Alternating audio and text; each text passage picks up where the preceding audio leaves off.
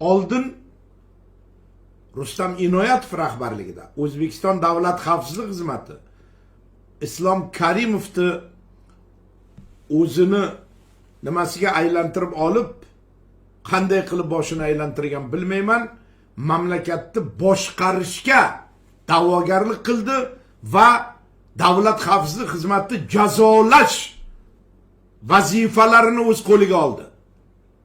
Uni haqqi yo'q, xavfsizlik idorasi jazolash bilan shug'ullanmasi kerak.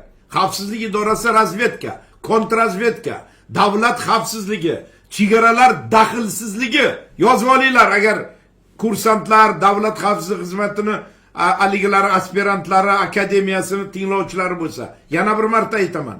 Davlat xavfsizlik xizmati, davlat xavfsizligi, O'zbekiston mustaqil vatanimiz xavfsizligi, chegaralar daxlsizligi, albatta razvedka, kontrrazvedka, mana bu narkotik va boshqalarga qarshi kurash, kontrabandaga qarshi, narkotiklarga, bular hammasi bor, lekin asosiy vazifasi davlat xavfsizligi va chegaralar daxlsizligi. Tamom.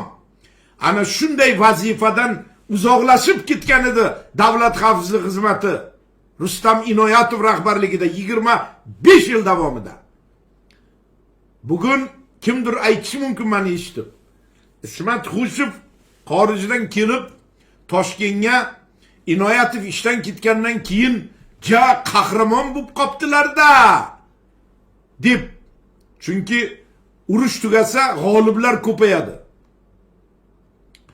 Ularni bu gapiniga javob bermoqchiman. Yozib olinglar.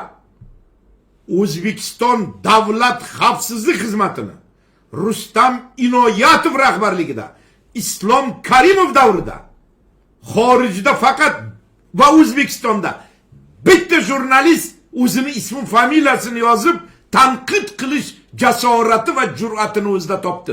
Bu Ismat Xushev. Eslaringizdan chiqarmanglar. Va yana bir kishi bor edi.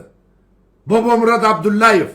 Lekin u Usmon Haqnazarov nimasi bilan u ham juda katta jasorat. Men bugun efirda aytishim kerak. Bobomurod Abdullayevga qoyil qolishimiz kerak. Usmon Haqnazarov imzosi bilan birinchi bo'lib u dahshat soldi. Xavfsizlik idorasi va O'zbekistonni prezident atrofidagilarni yozib. Va men keyinroq uni yozganlaridan hayratlanib, dahshatga tushib, keyin aqlimiz kirdi, men Ismat Xushev deb yozdim va buni hamma yozganlarim bugun turibdi. Dunyo o'zbeklariga kirsangiz marhamat topib o'qishingiz mumkin.